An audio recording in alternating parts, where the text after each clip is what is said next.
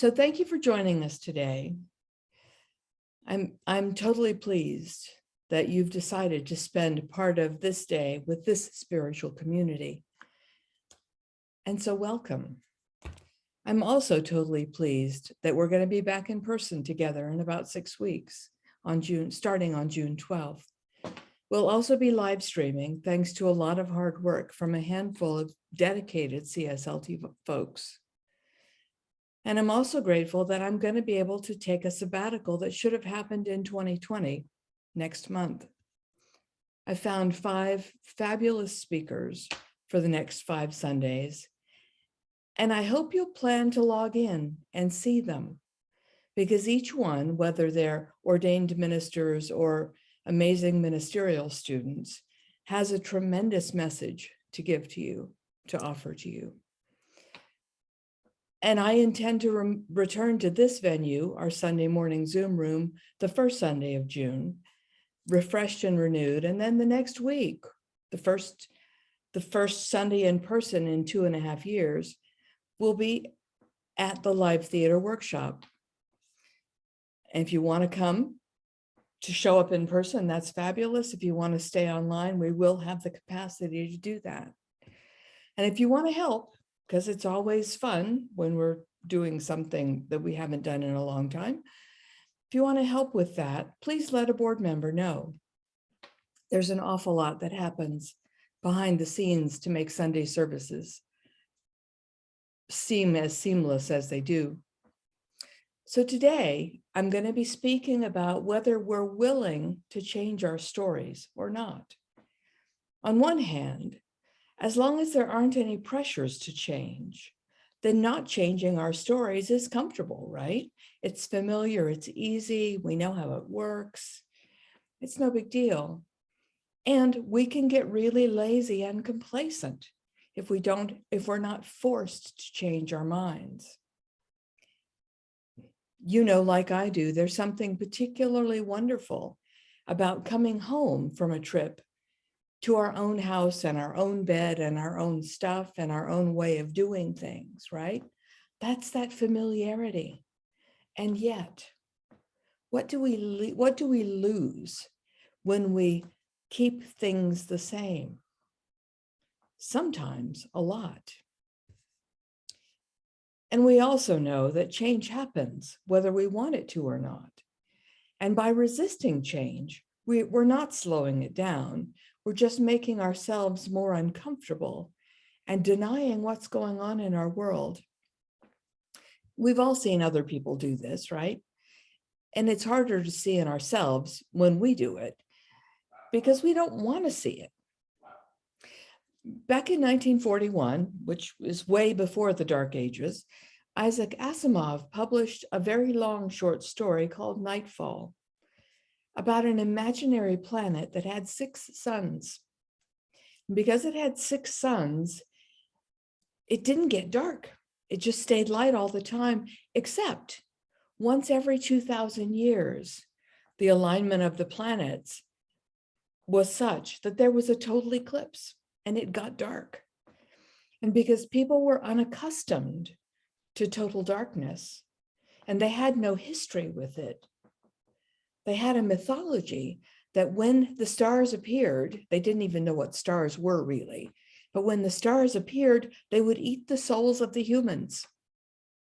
So there's this mythology of crazy making.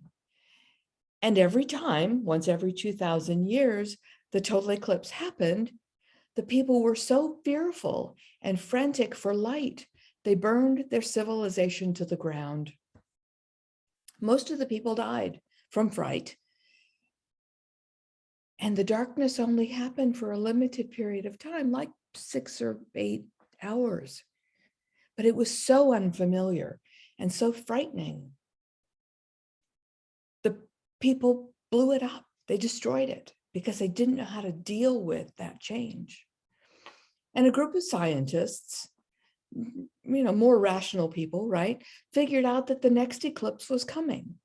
And so they devised a plan that would allow them to take pictures and document the darkness and document this mysterious thing called stars.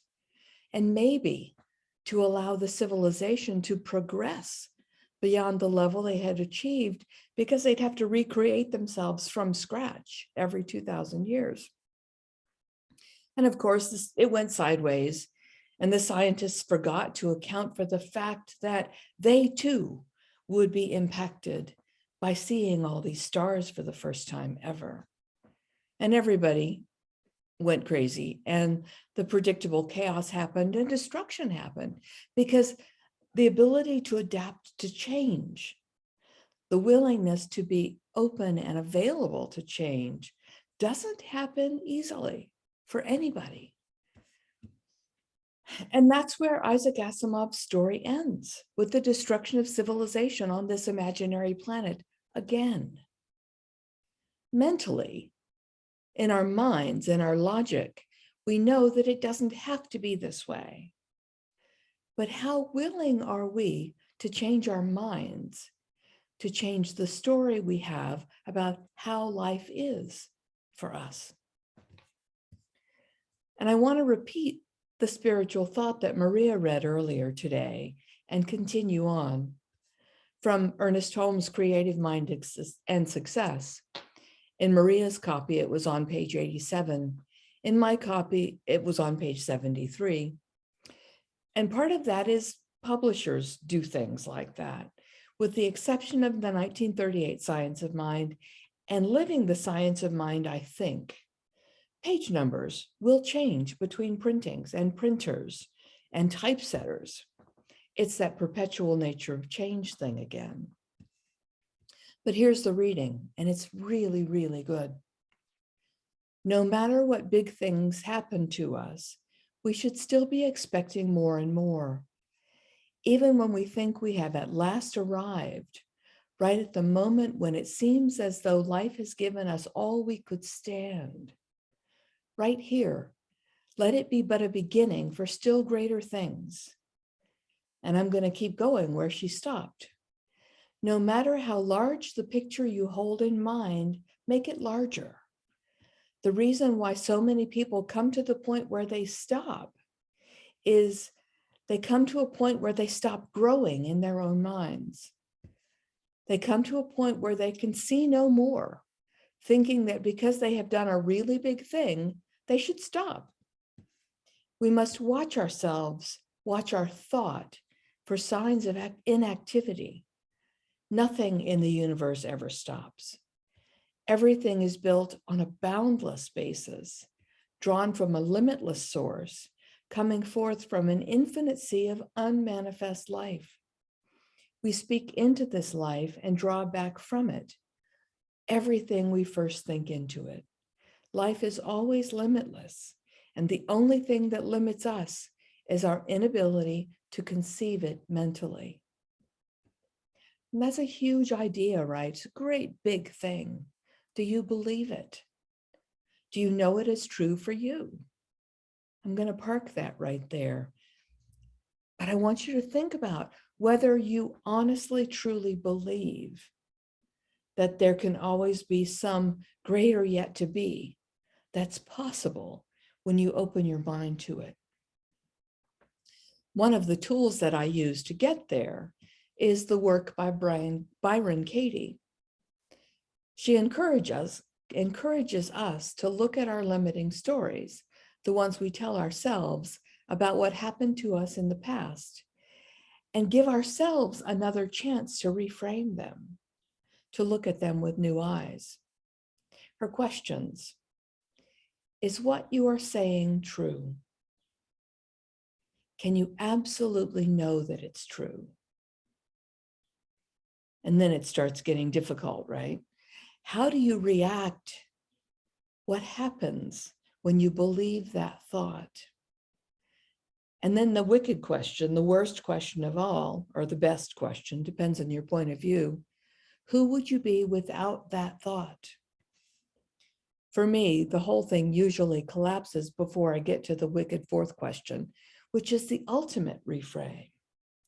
How would I be without this story I've told myself? I was thinking about this when I scheduled the contractor to come from one of the big box stores to to replace the laminate flooring in my bedroom. I kept hearing story after story after story about how horrible their work was and how difficult it was to get anybody to do any quality work. And I realized if I believed that story, if I didn't choose a different one, if I didn't change my mind about that, I was going to have a horrible experience. So mostly I did change my mind. And mostly the fellow who came out to do the work was careful and conscientious and not wasteful with the materials I bought. It did take quite a bit longer than either one of us expected, and he did have to do more work, which cost me more money. And I'm really happy with the results. I could also see the story he told himself in his mind, why he was a subcontractor and never a contractor and never actually working for the company, played out in his mind, because I could see how his mind affected how he did his work. And that fascinated me almost as much as the story I told myself. We do get what we believe. I know it's cliche, but it's also true. And if we wish to have a different experience, we really do have to change what we believe. That's malleability. And it's ours. It's available if we choose to take advantage of it. In this month's Science of Mind magazine that I used yesterday in the daily morning practice, there was a quote from a retired Science of Mind minister and author by the name of Dr. Chris Michaels. He wrote, "As you go through life, you may learn many lessons, but remember, all true wisdom comes from within. Experience isn't always the best teacher. A greater wisdom lies waiting on your discovery, just underneath your conscious awareness." And then from yesterday's daily reading in the magazine, from Reverend Joanne McFaddden, all our experiences are designed to help us discover and live the truth of who we are. However, attendance at this school is not mandatory. It requires a willingness on our part to engage in introspection and explore the meaning behind our experiences. Not everyone is up to it. Some want to avoid thinking about it. Others want to wallow in the story. The brave, though, bring themselves around to asking the question, what is the gift in this for me? Discovering the gift brings a person out of victim consciousness into a space of receptivity and teachability. This is when spirit rushes in, excited. We've accepted the invitation to grow. And then from Dr. Edward Viljoen's retelling of the Bhagavad Gita, we all stumble over the word, just get over it, that Sharon will be using in a Wednesday class during May. See, there's a story I just told myself. We all stumble over this word, Bhagavad Gita. Bhagavan means adorable. Gita's story. So Bhagavad Gita is a story of the adorable one. Okay, never mind. From Dr. Edwards' book, when we become mesmerized by lower thoughts, such as pride, greed, lust, envy, gluttony, wrath, and sloth, the 7 deadly sins, just in case you care, we find ourselves harvesting the yield that matches these powerful urges. Suppression of such inner battles can't be accomplished by a strict act of will alone, or through self-condemnation. It comes, the Bhagavad Gita says, through yielding to and serving divinity, dwelling on divinity, and then acting accordingly. We are all the only ones who can readjust our own minds, our thinking, our perceptions, and then recreate a different story out of the experiences that happened to us. We have that ability, we have that option, we have that destiny if we choose to take it, if we're up for it. So I want to close with a reading by Thich Nhat Hanh. It's named, "Please call me by my true names." Don't say that I will depart tomorrow. Even today, I am still arriving. Look deeply. Every second I am arriving to be a bud on a spring branch, to be a tiny bird with still fragile wings, learning to sing in my new nest, to be a caterpillar in the heart of a flower, to be a jewel hiding itself in a stone. Still I arrive in order to laugh and cry, to fear and hope. The rhythm of my heart is the birth and death of all that is alive. I am the mayfly metamorphosing on the surface of a river. I am the bird that swoops down to swallow the mayfly. I am a frog swimming happily in the clear water of a pond. I am the grass snake that silently feeds on that frog. I am the child in Uganda, all skin and bones, my legs as thin as bamboo sticks. I am the arms merchant selling deadly weapons to Uganda. I am the 12-year-old girl, a refugee on a small boat, who throws herself in the ocean after being raped by a sea pirate. And I am the pirate, my heart not yet capable of seeing and loving. I am a member of the Politburo with plenty of power in my hands. And I am a man who has to pay his debt of blood to my people dying slowly in a forced labor camp. My joy is like spring, so warm it makes flowers bloom all over the earth. My pain is like a river of tears, so vast it fills all 4 oceans. Please call me by my true names so I can hear all my cries and my laughter all at once, so I can see that my joy and my pain are one. Please call me by my true names so I can wake up, so the door of my heart can be left open, that door of compassion. We have this opportunity within ourselves to change the way we see our lives and our stories, the way we tell ourselves our stories, the way we tell the stories of others we observe. We are always at liberty to change our minds about our stories. And in doing so, we have the opportunity to tell our lives truthfully, wholly, and powerfully. Do that. Bless yourself and bless us all. Thank you. So I want to roll into the prayer. We pray affirmatively around here, as you guys know. So if I said anything that's useful to you, or if you heard anything in the morning meditation practice that's useful to you to remember, hold that in your mind while I speak these words.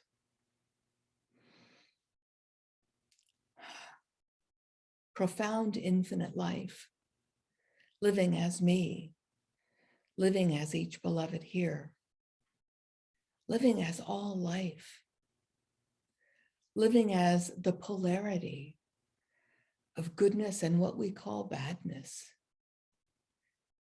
Remembering that as I choose to see the world, that's the experience I have. And as I choose to tell the story, that's the image, that's the energy that I share. So I stand in this space of power and peace and poise and harmony and goodness. And I know the divine acts through me and acts through each beloved here, speaking words of truth, speaking words of power and harmony and goodness, speaking words of inclusion, speaking words of wholeness. Even though the world seems to be at odds with itself, even though there seem to be all kinds of random chaos going on, I know in my heart and my mind that all is truly well, and unfolding as it should. And I know in this moment that my ability and the ability of each beloved here to tell the true story, to tell the truth about this beloved thing called life, allows each one of us to have our impact, to have our influence, to have our way of making this world a more amazing place for ourselves and for each other. And so I stand in that place of remembering. I stand in that place of choosing and acting and living as a representative of life, of God in the world. And I know each individual has the same possibility. Celebrating this gathering, celebrating this practice, celebrating the work. I relax into it. I know it doesn't have to be a challenge. It is an opportunity to be love, to be life, to be joy, and to see that joy expand. So I relax into this thing called life. I celebrate it and I let it be. And so it is.